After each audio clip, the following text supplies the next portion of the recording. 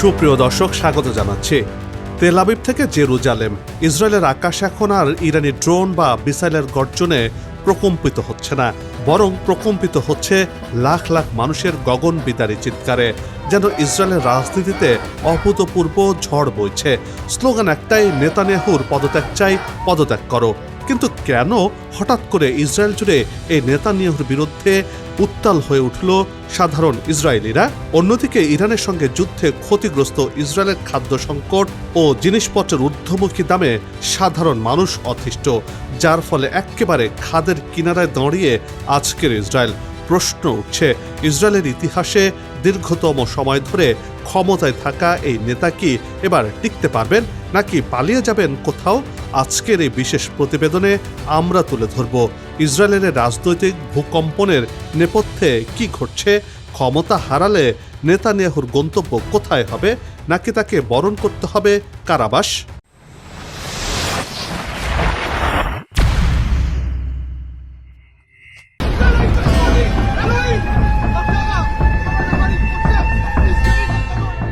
ইরানের সাথে যুদ্ধ শেষ হতে না হতেই আবারও যুদ্ধে জড়িয়ে পড়ছে ইসরায়েল। এবার লেবাননে একের পর এক হামলা চালিয়ে যাচ্ছে দেশটি। ইসরায়েল মানেই আজ এদেশে হামলা, কালকে আরেক দেশ দখলের পায়তারা। এভাবেই বিশ্ব জুড়ে এখন যুদ্ধবাজ দেশ হিসেবে পরিচিতি পেয়েছে ইহুদিদের দেশ ইসরায়েল। বিশ্ববাসীর কাছে ইহুদিরা এখন যুদ্ধবাজ জাতি হিসেবে পরিচিতি পেতে শুরু করেছে।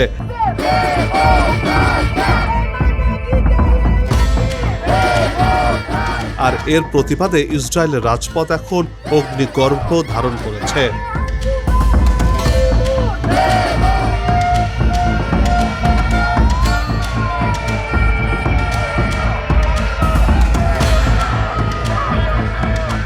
তেল আবিব থেকে জেরুজালেম।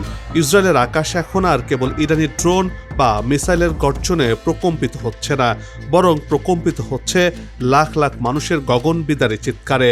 দেশ জুড়ে যে বিক্ষোভ চলছে তা কেবল সরকার বিরোধী আন্দোলন নয়, বরং এটি সাধারণ মানুষের বেঁচে থাকার লড়াই। স্লোগান একটাই, নেতানিয়াহুর পদত্যাগ চাই, পদত্যাগ করতে হবে।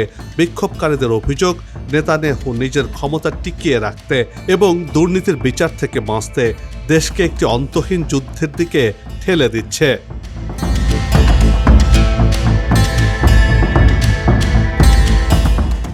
নেতানিয়াহুর নেতৃত্ব ইসরায়েলকে রাজনৈতিক ও সামাজিকভাবে ক্ষতিগ্রস্ত করছে, ইসরায়েলের সমাজকে অভ্যন্তরীণভাবে বিভক্ত করছে এবং আন্তর্জাতিক অঙ্গনে, বিশেষ করে ইউরোপ ও যুক্তরাষ্ট্রের সঙ্গে সম্পর্ক দুর্বল করে দিচ্ছে বলেও অভিযোগ তুলছেন বিক্ষুব্ধ জনতা। তারা বলছেন তাদের সন্তানরা সীমান্তে প্রাণ দিচ্ছে এই যুদ্ধবাজ প্রধানমন্ত্রীর জন্য। সাধারণ ইসরায়েলিরা যুদ্ধকে পছন্দ করছে না বলে সাফ জানিয়ে দিয়েছে।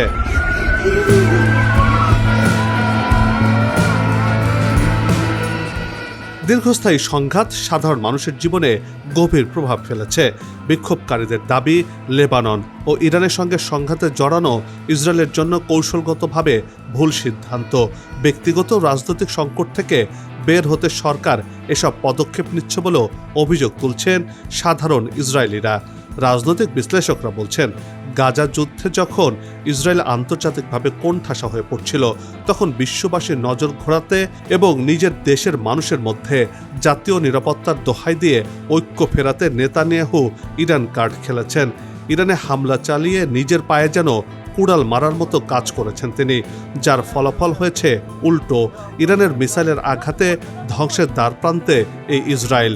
অন্যদিকে নিরাপত্তা নিশ্চিত হওয়ার বদলে সাধারণ ইসরায়েলিদের জীবন এখন আরও বেশি ঝুঁকির মুখে পড়েছে।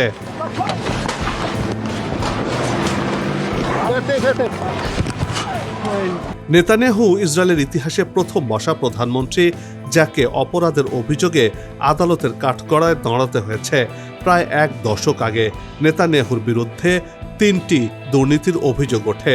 ঘুষ, প্রতারণা এবং অপরাধজনক বিশ্বাসভঙ্গজনিত অভিযোগ আনা হয় তার বিরুদ্ধে। ২০১৯ সালে ইসরায়েলের আদালতে মামলা আকারে অভিযোগগুলোর বিচারিক কার্যক্রম শুরু হয় এবং এখনও তা চলছে। বর্তমানে নেতানিয়াহুর বিরুদ্ধে ৩টি দুর্নীতির মামলা চলছে এবং এসব মামলার শুনানিতে তাকে নিয়মিত আদালতে হাজিরা দিতে হয়।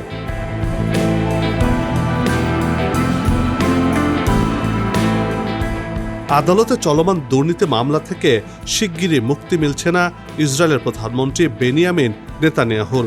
বর্তমান গতিতে মামলা চললে রায় আসবে 2027 সাল নাগাদ।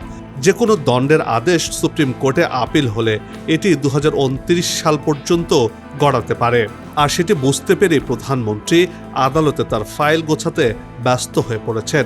অন্যদিকে সাধারণ ইসরায়েলিদের সন্তানদের যুদ্ধের ময়দানে পাঠিয়ে নিজেকে রক্ষা করার চেষ্টা করছেন বলেও অভিযোগ তোলা হচ্ছে তার বিরুদ্ধে।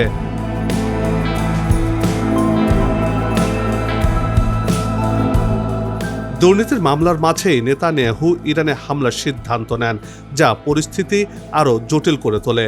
2026 সালের 28 ফেব্রুয়ারি ইসরায়েল ও যুক্তরাষ্ট্র মিলে ইরানে হামলা শুরু করলে পাল্টা জবাবে ইরান ইসরায়েলে ব্যালিস্টিক মিসাইল ও ড্রোন হামলা চালায়।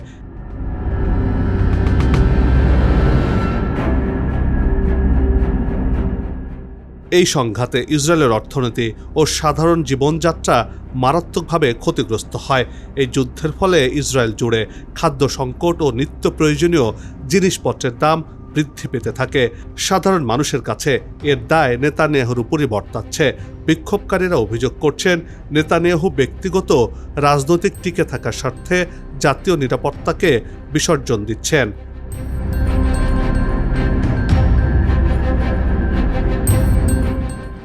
নেতানিয়াহুর বিরুদ্ধে বিরোধীরা এখন একজোট। চলতি বছরের অক্টোবরে ইসরায়েলে নির্বাচন হওয়ার কথা রয়েছে। রাজনৈতিক বিশ্লেষকরা বলছেন, নেতানিয়াহুর জোট এই নির্বাচনে পরাজয়ের মুখে পড়তে পারে। বিরোধী দলের নেতা ইয়ার লাপিদ দাবি করেছেন, নেতানিয়াহু অপরাধ স্বীকার করে রাজনীতি থেকে অবসর না নিলে কোনো ক্ষমাপ্রাপ্তি গ্রহণযোগ্য হবে না। নেতানিয়াহুর নিজের জোটও ভাঙ্গনের মুখে। বলা চলে, নেতানিয়াহুর শনির দশা চলছে। চারদিক থেকে বিপদ ঘিরে ধরেছে এই যুদ্ধবাজ প্রধানমন্ত্রীকে।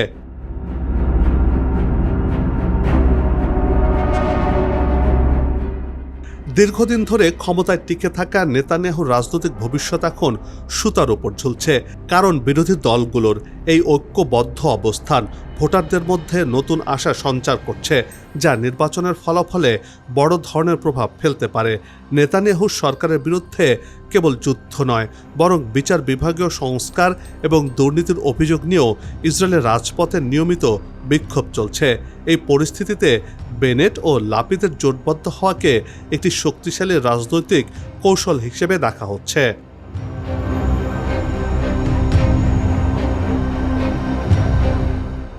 ইসরায়েল প্রযুক্তি নির্ভর এবং উন্নত অর্থনীতির দেশ হলেও বর্তমান সংঘাতের কারণে তাদের মেরুদণ্ড একেবারে ভেঙে গেছে। নিত্য পণ্যের দাম গেল এক বছরে প্রায় 20 থেকে 30% বৃদ্ধি পেয়েছে। কৃষি উৎপাদন ব্যাহত হওয়া, ইরান যুদ্ধের ফলে বন্দর ক্ষতিগ্রস্ত হয়ে গেছে। অন্যদিকে লোহিত সাগরে হুতিদের আক্রমণের কারণে ইসরায়েলে আমদানি একেবারে কমে গেছে। এতে করে সাধারণ মানুষ খাদ্য সংকটে ভুগছেন। যুদ্ধের খরচ মেটাতে নেতানিয়াহু সরকার বিভিন্ন সামাজিক নিরাপত্তা বেষ্টনী থেকে টাকা সরিয়ে নিচ্ছেন। এতে করে বিপদে পড়ছেন সাধারণ ইসরায়েলিরা, ইহুদিরা।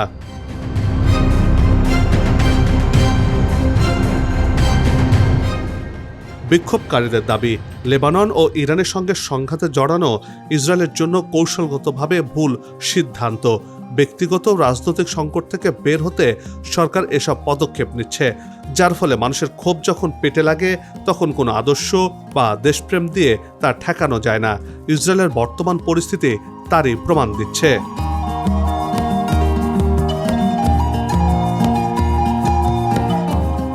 বিশ্বজুড়ে গুঞ্জন, নেতানিয়াহু কি পালিয়ে আমেরিকায় চলে যাবেন? কিন্তু কেন এই গুঞ্জন? এই প্রশ্নের উত্তর খুঁজতে গেলে প্রথমে চলে আসে আন্তর্জাতিক অপরাধ আদালত বা আইসিসি নেতানিয়াহুর বিরুদ্ধে গাজায় যুদ্ধ অপরাধের অভিযোগে গ্রেপ্তারি পরোয়ানা জারি করেছে। ইউরোপীয় দেশগুলো এই পরোয়ানা মানতে বাধ্য। হাঙ্গেরির নতুন সরকার প্রধান এরই মধ্যে ঘোষণা করেছেন, তার দেশের মাটিতে পা রাখলেই নেতানিয়াহুকে গ্রেপ্তার করবেন। তাই ইউরোপে যাওয়ার পথ একেবারেই বন্ধ এই যুদ্ধবাজ প্রধানমন্ত্রীর।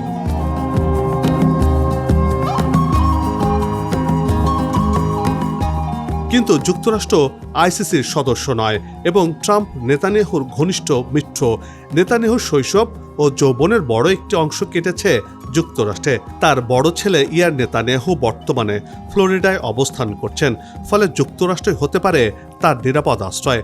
ক্ষমতা হারানোর পর জেল এড়াতে এখানে তিনি রাজনৈতিক আশ্রয় চাইতে পারেন বলেও অনেকেই মনে করছেন।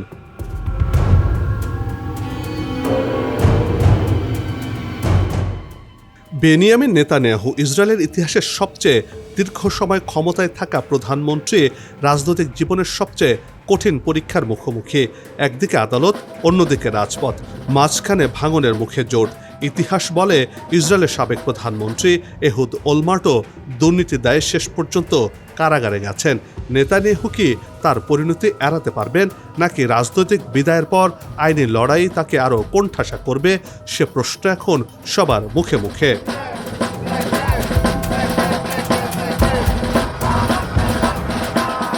প্রশ্ন হচ্ছে, নেতানিয়াহু হয়তো পালিয়ে বাঁচবেন, কিন্তু ইসরায়েলের যে ক্ষতি হচ্ছে তা থেকে সাধারণ ইসরায়েলিরা কিভাবে বাঁচবেন, তারা কোথায় পালাবেন?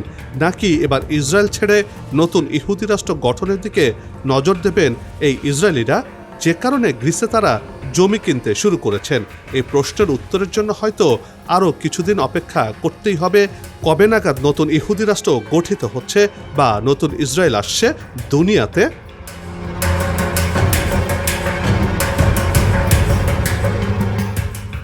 বন্ধ হোক যুদ্ধ, বিগ্রহ, হানাহানি, শান্তিময় হোক বিশ্ব।